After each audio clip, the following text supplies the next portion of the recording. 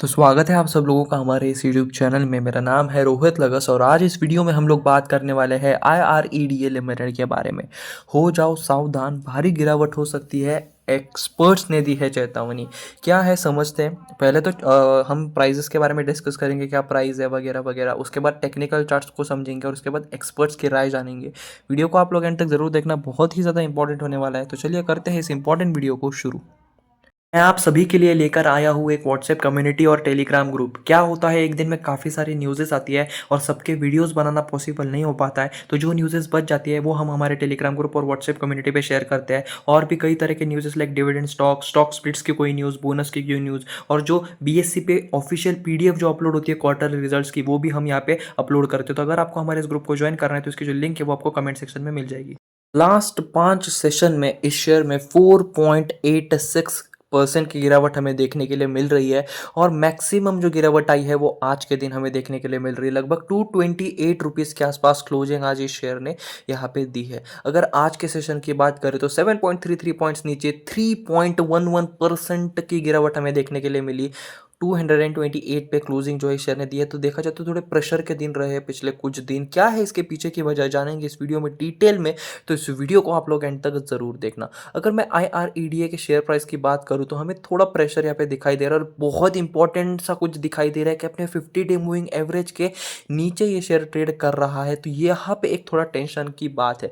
मैंने मेरे पिछले वीडियो में जियो फाइनेंशियल सर्विसेज के रिलेटेड बनाया था, उसमें मैंने यहाँ पे निफ्टी 50 की भी बात की थी कि मार्केट जो है फिलहाल थोड़ा प्रेशर में। पिछले 6 सेशंस हो गए कि थोड़ा प्रेशर में मार्केट है। लगभग पहले 2-3 दिन जो है थोड़ा फ्लैट रहा और उसके बाद कंटिन्यू गिरावट हमें देखने के लिए मिली है। साथ ही में शेयरों में भी हमें काफ़ी अच्छा खासा करेक्शन जो है वो देखने के लिए मिल रहा है। इसी बीच IREDA लिमिटेड में भी हमें अच्छा खासा करेक्शन जो है वो देखने के लिए मिल रहा है। पिछले कुछ यहाँ पे बात करें तो IREDA में तो लगभग पिछले 9-10 दिन से भी ज़्यादा हो गया कि थोड़ा एक डाउनफॉल दिखाई दे रहा है। अभी हमारे लिए इंपॉर्टेंट चीज़ ये है कि अपने 50 डे मूविंग एवरेज के नीचे आ गया है तो थोड़ा रिस्क फैक्टर जो है वो बढ़ जाता है इस शेयर में। फिलहाल अभी 228 रुपीज़ पे शेयर जो है वो ट्रेड कर रहा है और यहीं पे हमें यहाँ पे एक इंपॉर्टेंट पिवट सपोर्ट भी आप यहाँ पे देख सकते हो। 228 के ही लेवल पे हमें यहाँ पे देखने के लिए मिलेगा। तो अगर ये शेयर यहाँ पे सस्टेन कर गया और एक थोड़ा एक रिकवरी देखने के लिए मिली वापस से इस 50 डे मूविंग एवरेज की तरफ, अगर जो शेयर है अगर वो जाते हैं, जिसके 70% चांसेस है कि ऐसा हो सकता है, 70% के चांसेस है कि ऐसा हो सकता है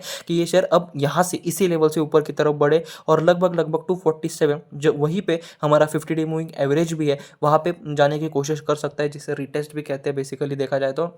मतलब 50 डे मूविंग एवरेज को ब्रीच किया और वापस से एक तेज़ी हमें देखने के लिए मिल सकती है, यहाँ पे देखते हैं। पर अगर ऐसा नहीं हुआ, समझिए अगर ऐसा नहीं हुआ, शेयर गिर भी गया तो 215 का इमीडिएट हमें सपोर्ट जो है वो देखने के लिए मिलेगा। तो बेसिकली देखा जाए तो स्विंग ट्रेडर्स, इंट्राडे ट्रेडर्स जो है इसको एक इंपॉर्टेंट चीज़ समझ सकते हो। अगर आप लॉन्ग टर्म इन्वेस्टर हो और पिछले काफ़ी टाइम से आपने इस शेयर को होल्ड कर रखा है, प्रॉफिट में हो, तो भी आपको इस शेयर में होल्ड ही रहना चाहिए। पर अगर आप अभी सोच रहे हो कि इस शेयर में बाइंग करनी है तो फिलहाल अभी थोड़ा जो है थोड़ा रिस्क फैक्टर यहाँ पे थोड़ा ज़्यादा है। क्या इंपॉर्टेंट लेवल से किस इंपॉर्टेंट लेवल के ऊपर अगर शेयर है तो आपको खरीदना चाहिए, उसके बारे में अब हम जानेंगे एक्सपर्ट्स की क्या राय है। तो टेक्निकल एनालिस्ट जो राजेश सातपुते है, उन्होंने यहाँ पे मेंशन किया है कि एक अच्छा खासा ब्रेकआउट है with volume in IREDA limited और stock did not continue to rise after the breakout. यानी ब्रेकआउट तो हुआ था इस शेयर में पर शेयर बढ़ा ही नहीं। मतलब एक अच्छा खासा चांस था, एक अच्छी खासी उम्मीद हमें लग रही थी जब ये शेयर अपने 50 मूविंग एवरेज के ऊपर था, जब सपोर्ट लेकर एक लग रहा था, उम्मीद थी कि एक अच्छा कैंडल बनेगा,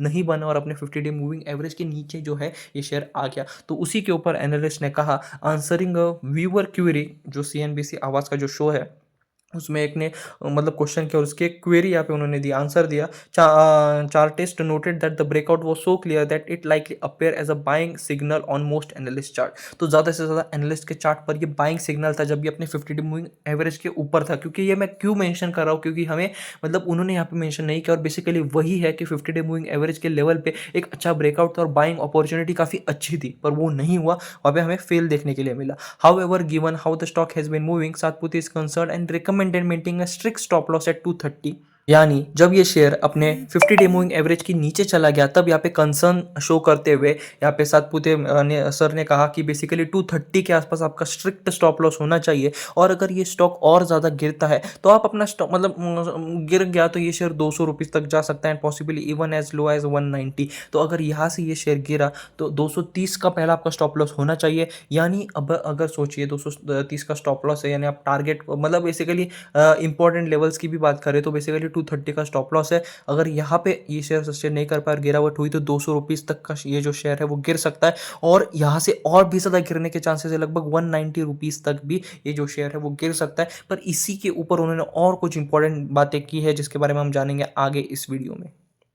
क्या आप लोगों को एक ऐसे ग्रुप की तलाश है जो स्टॉक मार्केट रिलेटेड हो, जहां आप लोग भी डिस्कस कर पाओ, अपने क्वेश्चंस को पूछ पाओ, दूसरे स्टॉक मार्केट एंथुसियास्ट से बात कर पाओ? क्या अगर आप लोगों को ऐसे ही ग्रुप की तलाश है तो मैं आप सभी के लिए लेकर आया हूँ एक ऐसा ही ग्रुप जहां आप लोग आपस में बात कर सको, जहां एक डिस्कशन हो, जहां आप लोग एक दूसरे से सलाह ले पाओ। मतलब एक ऐसा ग्रुप जहां सिर्फ और सिर्फ स्टॉक मार्केट की ही बातें हो। आप इसे अपनी स्टॉक मार्केट फैमिली भी कह सकते हो। और अगर आप सभी लोगों को हमारे फैमिली का पार्ट बनना है तो आपको एक छोटी सी नॉमिनल फीस देनी होगी। इसे बहुत ज़्यादा लिमिटेड लोगों के लिए लाना चाहते हैं। सिर्फ और सिर्फ इस ग्रुप में 100 लोग होंगे, जहां एक अच्छा इन्वायरमेंट होगा और आप जैसे ही जेन्युइन लोग होंगे। और इस ग्रुप को ज्वाइन करने की फीस है सिर्फ 100 रुपये। सिर्फ 100 रुपये में मैं आप लोगों को एक ऐसा ग्रुप, एक ऐसी कम्युनिटी दूंगा जहां आप लोग आपके स्टॉक मार्केट फ्रेंड्स के साथ डिस्कशन कर पाओ। तो यहाँ पे सिर्फ 100 स्लॉट्स होंगे, सिर्फ 100 लोगों को ही यहाँ पे जगह मिलेगी, और आपको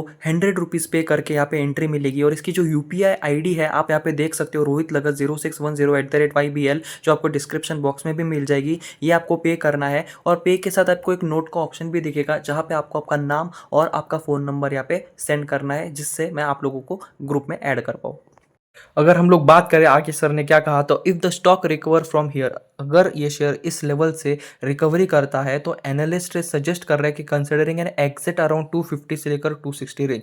यानी अगर शेयर जो है basically if the stock recovers from here the analyst suggest considering an exit around 250 से लेकर 260 के रेंज, 250 से लेकर 260 के रेंज में आप एग्जिट कर सकते हो। पर उन्होंने स्पेसिफाई नहीं किया कि आप स्विंग ट्रेडर हो, इंट्रा मतलब इंट्राडे तो इसमें नहीं कंक्लूड करेंगे, पर स्विंग ट्रेडर हो या फिर आप लोग लॉन्ग टर्म इन्वेस्टर हो या फिर क्या है, उन्होंने ऐसा स्पेसिफिकली नहीं कहा है। On this chart the relative strength index RSI जो है वो 38.45 का है, जो ओवरसोल्ड तो नहीं है, पर ओवरसोल्ड मतलब सोल्ड आप कह सकते हैं। सेलिंग प्रेशर जो है काफी हाई है कि 38.45 30 के नीचे जाता है तो हम उसे ओवरसोल्ड जोन भी कहते हैं, which mean that the stock is nearing oversold level on the chart, and RSI reading below 30 indicates that the stock is oversold. ठीक है, जब 30 के नीचे आरएसआई आ जाता है तो हम उसे ओवरसोल्ड कहते हैं। 38.45 है तो ओवरसोल्ड से ज्यादा नहीं है, बेसिकली हम इसे सोल्ड ही कह, सोल्ड मतलब सेलिंग प्रेशर थोड़ा ज्यादा है। जो ब्रोकरेज जो फिलिप कैपिटल है, उन्होंने अपने रिसेंट नोट में कहा कि जो रिसेंट रैली देखने के लिए मिली थी हमें IREDA में, was driven by passive flows rather than any major fundamental reasons. तो बेसिकली हमें कोई फंडामेंटल रीजंस की वजह से तेजी नहीं देखने के लिए मिली, जो पैसिव फ्लोज देखने के लिए मिल रहे थे उस वजह से हमें शेयर में तेजी देखने के लिए मिली थी। फंडामेंटल इसका रीजन नहीं था, और इस वजह से जो है सेलिंग हमें देखने के लिए मिल रही है बेसिकली, क्योंकि कोई फंड मतलब जिस हिसाब से इनका बिजनेस बढ़ना चाहिए था, मतलब उस हिसाब से नहीं बढ़ा। जिस हिसाब से शेयर प्राइस बढ़ी है उतना इनका बिजनेस अभी दिखाई नहीं दे रहा फंडामेंटली अगर बात करें।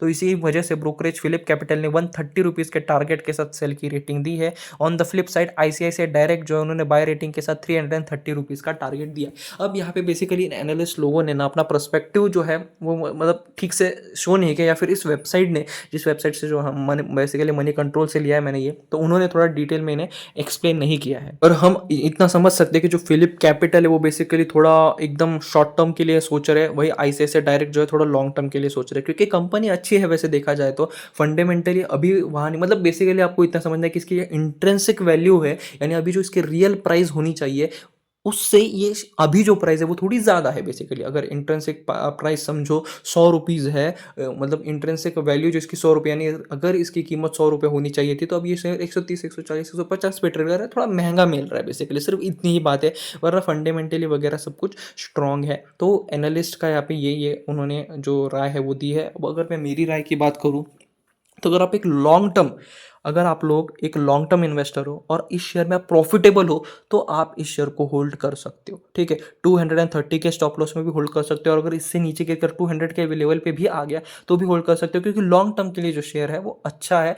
बिजनेस अच्छा है, क्वार्टर्स रिजल्ट भी जो है डिसेंट यहाँ पे देखने के लिए मिले हैं। वही अगर आप मतलब लॉस में हो इस शेयर में तो आप इन एनालिस्ट का रिकमेंडेशन मान सकते हो कि 230 250 के आसपास आप सेल कर सकते हो अगर आप करना चाहो तो, ठीक है। जैसे ये सिर्फ मेरा सलाह है, मतलब सलाह भी नहीं, आप सिर्फ ये कह सकते हो कि मुझे क्या सही लग रहा है वो मैं बस आप लोगों को एज अ फ्रेंड या फिर बस फ्रेंड ही समझ के मैं आप लोगों को बता रहा हूँ। डिसीजन आपको लेना है और आप यहाँ पे मतलब आपको अगर इस शेयर में कुछ भी करना है तो आप अपनी स्टडी करना ज़रूर करना है यहाँ पे, क्योंकि जो न्यूज़ है जो सामने वो सब मैं आप लोगों के सामने लेकर आया हूँ। मैंने भी कहा कि लॉन्ग टर्म के लिए अच्छा शेयर है, स्विंग ट्रेडिंग के लिए आप थोड़ा अवॉइड कर सकते हो क्योंकि मार्केट में ही गिरावट देखने के लिए मिल रही है तो शेयर में भी गिरेगा। पिछले 6 सेशन से हमें निफ्टी 50 नेगेटिव दिखाई दे रहा है, तो इस वजह से हमें कह सकते हैं कि शेयर में भी गिरावट देखने के लिए मिल रही है। ऐसी कोई नेगेटिव न्यूज़ वगैरह नहीं है। जब मार्केट रिकवर करेगा, निफ्टी 50 बैंक निफ्टी अच्छे से परफॉर्म करेंगे तो ये शेयर भी अच्छा परफॉर्म यहाँ पे करेगा। बेसिकली अच्छा रिटर्न्स जो है ये लॉन्ग टर्म के लिए दे सकता है।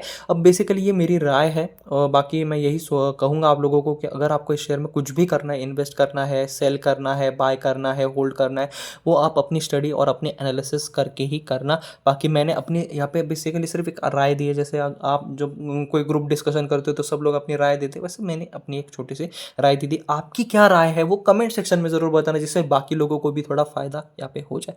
तो आज की इस वीडियो में सिर्फ इतना ही था। Thanks for watching, please subscribe.